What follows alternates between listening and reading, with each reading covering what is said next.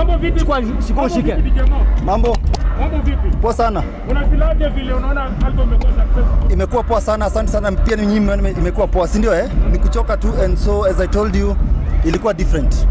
Na pia as I told you kesho the first song inatoka 12. So keep it locked on Saizet's Reborn page YouTube. Lakini tukiangalia bro, wife ni mtu akona energy sana. Yes. Unampea nini bro? Kazi tunapiga kwa mpigo. Lakini kila kitu kiko sawa. First of all, unajua pia amekuwa na energy from day one. 2, when you're on stage, Holy Spirit akikuja, you get that psych.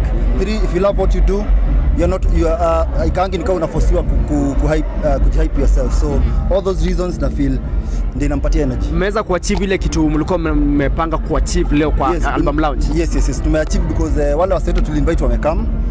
Only few, like 5 hawaja come. Second, we just wanted a very intimate album launch.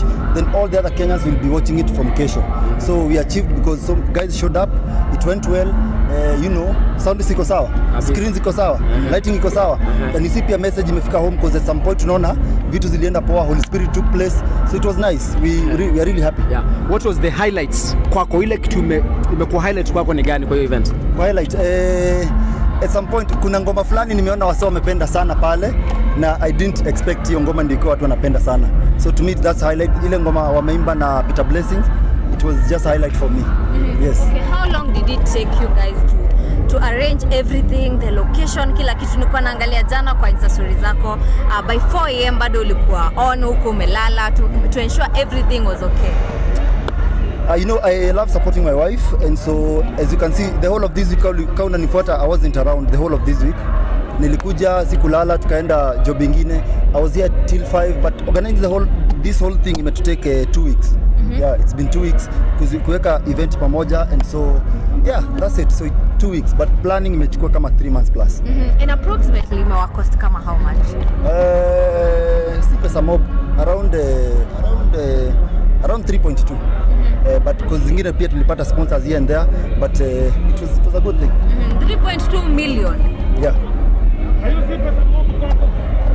Si pesa mingi ukiweka kwa kitu unapenda. You need even yourself as a brand. Sometimes when you invest a lot kwa nini yako, that shows you love yourself. Na the more you invest, the more it comes back. Yeah, so yeah.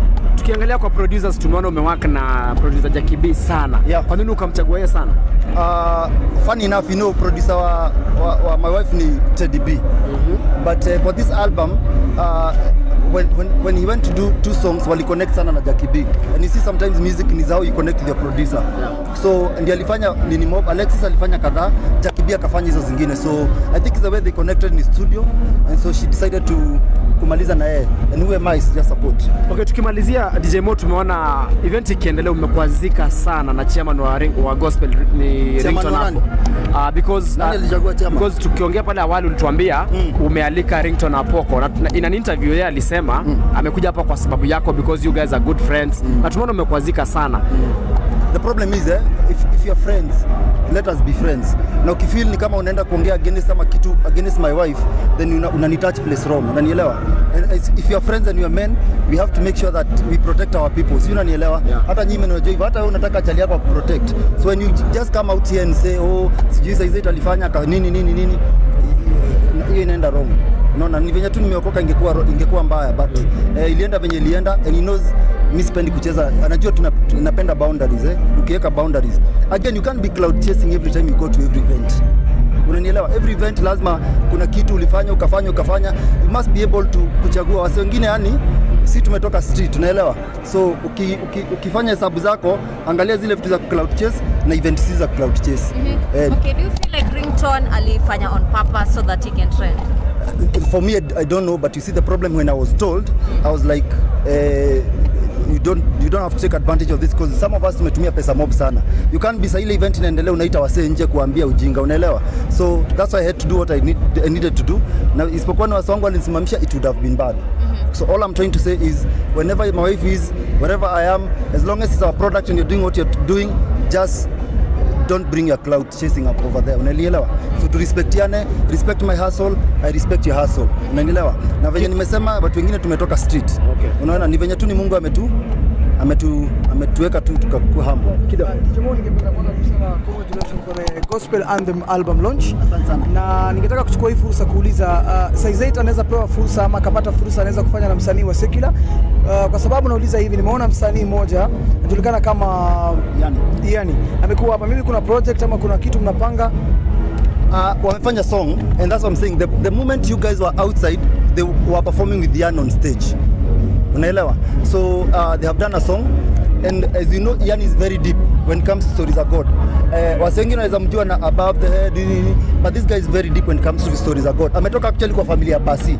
But you see when they went to Eldoret for some event na Yan alikuwa, fun enough they went to the studio, they started singing that song and Yan wrote that song 5 years ago. Unaelewa? So they connected, they did and she's very selective when it comes to the people she collaborates with. Unaelewa? So they connected, they did the song. It's one of the deepest songs, the ones few songs zenye mimi napenda hapo hivyo. And so that shows her work is ministry, dream ministry na evangelist. Hachagui ati what, as long as mnaimba word, as long as the message is right, she would do a song with anyone. I think ameonyesha na waziwazi. We understand that your wife ni mtumishi wa Mungu kwa sasa. Yes. How is that to you? Mbona unamaanisha kwa sasa? Yani ashakuwa mhubiri sasa. Amekuwa mhubiri sasa. It's a good thing, it's a good feeling as I said. Ukikuwa na pastor, mapepo inaona disaster. Si ndio? Okay, from what happened earlier, kuna watu probably feel like you would have handled the situation in another way. Maybe ungemuita kando mwambie Ringtone, this is not how you do. But we don't have to do things because people think that's the right way to do things. Maybe me I felt I needed to do that. Maybe me I felt I needed to do that because now I needed to tell him what I feel. In fact nilikuja nikamtoa vizuri polepole, nikamwambia wacha Kenya unafanya. So saa zingine ukikuwa ni kichwa ngumu then we can apply something else. Okay. Album inapatikana wapi DJ? Ongea na mafans. Album inatoka kesho, leo ni Sunday. Kesho itakuwa Base. Kesho ni Monday, itakuwa Base 10 am by Safaricom platform Base. And then after 4 days itakuwa Boomplay. So itapatikana hapo and then the rest of the songs mtaziona kwa YouTube yake, the videos versions. Okay. Yes. Asante sana DJ Mo. Yeah, nashukuru.